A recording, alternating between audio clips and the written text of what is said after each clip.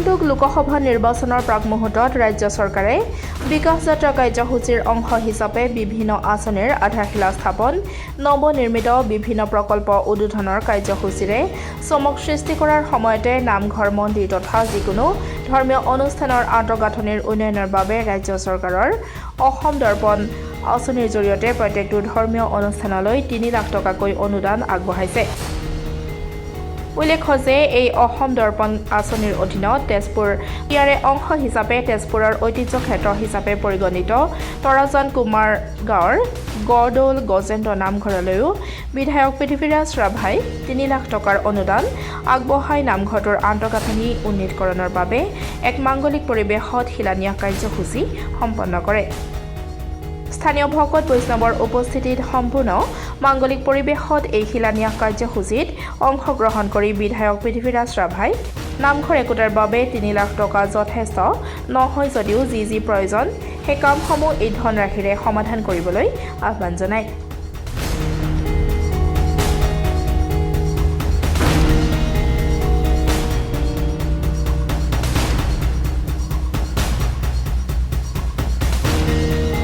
গড়দৌল জেগাকণৰ নামটো কিহৰ কাৰণে হ'ল? গড়দৌল উষা অনিৰুদ্ধৰ পৰাই হৈছে। যেতিয়া অগ্নিগড় পাহাৰৰ ভিতৰত আনি পেলাই অনিৰুদ্ধ কোঁৱৰক সোমোৱাৰ পাছত যেতিয়া অনিৰুদ্ধ কুমাৰক বন্দী হৈছিলে, লাষ্টত মিলন ক্ষেত্ৰ হিচাপে আমাৰ এই স্থানতে কিন্তু মিলন হৈছে, তাৰ 7 পুখুৰীয়ে প্ৰমাণ দিয়ে। সেই মিলনৰ গন্ধৰ্ব বিবাহৰ পানী যে 7 পানী তুলিছিলে এইটো নিদৰ্শন আছে। আৰু 4 গড় মাৰি ইয়াতে আপোনালোকে দেখিছে ভগ্নাৱশেষ মন্দিৰ সাদৃশ্য, এইটো হৰগৌৰী মন্দিৰ বুলি কয় পূৰ্বপুৰুষসকলে। এতিয়া আচল প্ৰকৃত খনন কৰিলেহে জনা যাব যে আচলতে উষা চিত্ৰলেখাৰ নে হৰগৌৰী মন্দিৰ, তেতিয়াহে কিন্তু নিৰ্ণয় কৰিব পৰা যাব। এতিয়া আপুনি নামঘৰটোৰ নামঘৰীয়া হিচাপেও চলাই আছিলোঁ বহুত দিন। এতিয়া মই এজন সহকাৰী হিচাপে কৰি লৈছোঁ। মই সভাপতিৰ দায়িত্বত কাম চলাই আছোঁ। মোৰ নাম দুৰ্লভ বৰা। অসম চৰকাৰৰ নামঘৰ উন্নীতকৰণৰ এটি আঁচনি আছে। এই আঁচনিটো হৈছে অসম দৰ্শন আঁচনি। অকল নামঘৰে নহয়, যিবিলাক ধৰ্ম অনুষ্ঠান আছে এই ধৰ্ম অনুষ্ঠানবিলাকত আন্তঃগাঁথনি উন্নত কৰিবৰ কাৰণে ধন দিয়া হৈছে। ইতিমধ্যে অসমৰ শদিয়াৰ পৰা ধুবুৰীলৈকে বিভিন্ন ঠাইত যিবোৰ নামঘৰ আছে তাত অসম দৰ্শনৰ যোগেদি যৎকিঞ্চিত 2.5 লাখ টকাৰ সাহায্য আগবঢ়োৱা হৈছিলে তেওঁলোকৰ আন্তঃগাঁথনি উন্নত কৰিবৰ কাৰণে।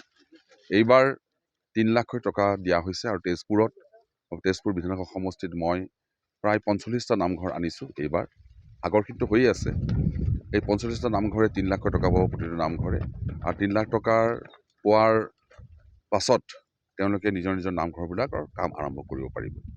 গড়দৌল গজেন্দ্ৰ নামঘৰ নামাকৰণেৰে এই ঐতিহাসিক গড়দৌল এই স্থানত এই নামঘৰ আছে। এই নামঘৰলৈও আমি 3 লাখ টকা আগবঢ়াইছোঁ। আৰু মই আশা ৰাখিছোঁ যে এই 3 লাখ টকাৰে তেওঁলোকে তেখেতসকলৰ নামঘৰবোৰ আটোমটোকাৰিকৈ নিৰ্মাণ কৰি বা আন্তঃগাঁথনি উন্নীতকৰণ কৰি পেলাই তেওঁলোকে যে ভক্তপ্ৰাণ ৰাইজক ইয়াত বহি সুবিধা কৰি দিব পাৰে। আৰু মই বিচাৰিছোঁ যে নামঘৰটো বনোৱাৰ লগে লগে সাধাৰণতে মহিলাসকলে যেতিয়া নাম গাবলৈ আহে 2 ঘণ্টা 3 ঘণ্টা যেতিয়া বহি থাকে, তেতিয়া তেখেতসকলৰ কিছুমান প্ৰাকৃতিক সমস্যা আহে, যেনে শৌচ পেচাব কৰাৰ বা মুখ হাত ধোৱাৰ কিছুমান সমস্যা আহি পৰে। তাত যদি আমি এটা পেচাবগাৰ এটা বনাব পাৰোঁ, এটা যদি শৌচাগাৰ বনাব পাৰোঁ, তাৰ লগতে পানীৰ দমকল বা কুঁৱা এটা খান্দি পেলাই আমি ৰাখিব পাৰোঁ বা পানীৰ অন্যান্য ব্যৱস্থা কৰিব পাৰোঁ, তেনেহ'লে খুব সুন্দৰকৈ বনাব পাৰিব। গতিকে অসম চৰকাৰে যিখিনি ধন আগবঢ়াইছে, বহুত নামঘৰে খুব সুন্দৰকৈ তেখেতসকলৰ আন্তঃগাঁথনি নিৰ্মাণ কৰি লৈছে। আৰু বহুত নামঘৰে নিৰ্মাণ কৰিবলৈ সক্ষম হোৱা নাই। সক্ষম নোহোৱাৰ কাৰণটো হৈছে তেওঁলোকৰ যিটো চিন্তা, তেওঁলোকে ভাবে যে 2.5 লাখ টকাটো বা 3 লাখ টকাটো বহুত টকা বুলি ভাবে। গতিকে ভাবি পেলাই তেওঁলোকে গোটেই নামঘৰটো ভাঙি পেলাই নতুনকৈ বনাব আৰম্ভ কৰে। যে 2.5 লাখ টকাত 4টা খুঁটা 5টা খুঁটা পোতাৰ পিছত পইচাখিনি শেষ হৈ যায়। গতিকে সকলোবিলাক নামঘৰ সম্পূৰ্ণ হৈ নুঠে। মই তেখেতসকলক অনুৰোধ কৰিছোঁ যাতে নামঘৰটোৰ যিখিনি টকা আপোনালোকে পাব, এই টকাৰে আপোনালোকে চাই চিতি নামঘৰটো নিৰ্মাণ কৰিব। যিটো আজি গড়দৌলৰ অনুষ্ঠান কৰিছে, কিহৰ ওপৰত ভিত্তিত কৰিছে অনুষ্ঠান? আজি সঁচাকৈ এটা গৌৰৱৰ দিন বুলি আমি মানিব লাগিব।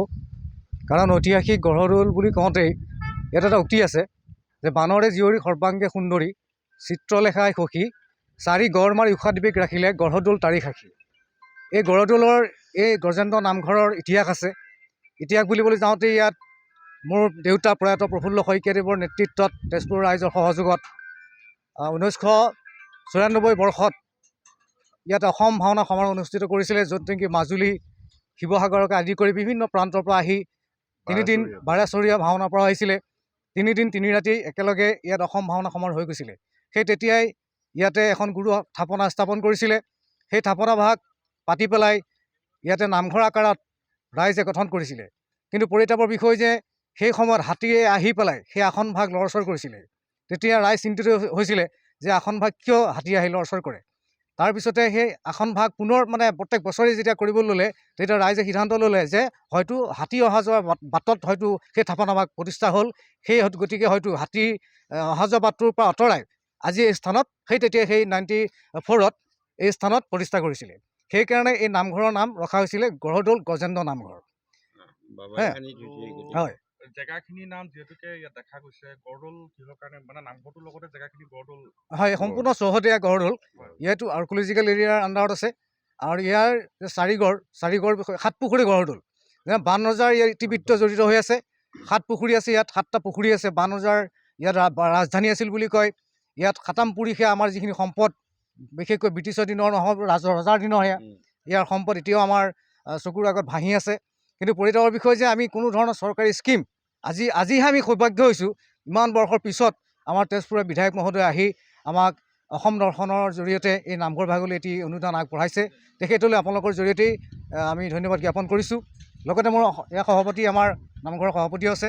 পিছৰ পৰিকল্পনাৰ ইয়াত কি কৰিম বুলি আগবাঢ়িছে নামঘৰটোৰ লগতে? হয়, ইয়াত আমাৰ বিশেষকৈ আমাৰ মাটি ইয়াত আছে বাৰু? ইয়াততো আমি জনামতেতো বহুতে কয় যে ইয়াত 52 বিঘা মাটি আছে।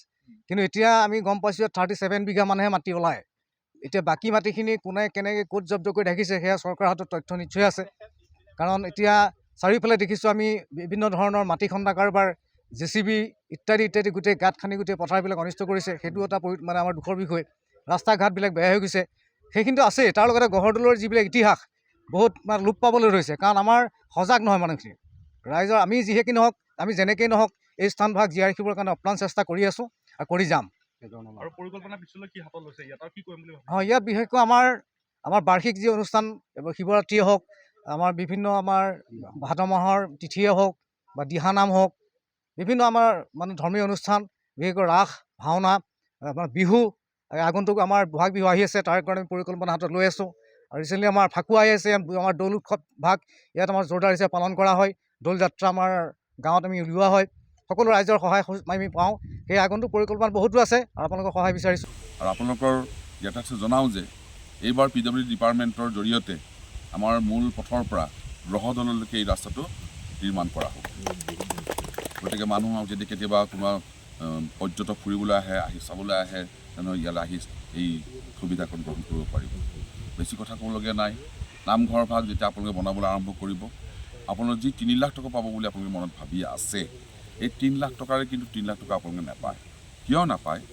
তেজপুৰৰ পৰা বিশ্বজ্যোতি কলিতাৰ ৰিপৰ্ট, ডেমক্ৰেটিক আছাম। আৰু আজিকালি নতুনকৈ কৰিছে, আগতে GST নাছিলে বা কোনো ধৰণৰ এনেধৰণৰ ফাণ্ডবিলাকত টকা হেৰি কৰা নাছিল। কিন্তু এইবাৰ আজিকালি কি কৰিলে যে এনেধৰণৰ টকা দিয়াৰ পিছত, চৰকাৰে দিয়াৰ পিছতো GST কাটিবই লাগিব। আৰু GST কটাৰ পিছত যদি ইয়াত বালি, শিল ইত্যাদি ব্যৱহাৰ কৰা হয়, তেনেহ'লে ফৰেষ্টৰ ৰয়েলিটি এটা দিব লাগিব। তাৰমানে আপোনাৰ 3 লাখ টকাৰ ভিতৰত 20-25 হাজাৰমান টকা কটা যাব। বাকী 2 লাখ যিমান টকা থাকিব, সেই টকাৰে আটোম টোকাৰিকৈ যিখিনি কৰিবলগীয়া আছে সেইখিনি কৰি ল'ব। আৰু মোৰ বোধেৰে এইটো অলপ ওখ কৰিব লাগিব। ওখ কৰি পেলাই 4 ফুটমান 5 ফুটমান ওখ কৰিলে দেখাত ভাল লাগিব। আৰু টিংখিনি সলনি কৰি দিব।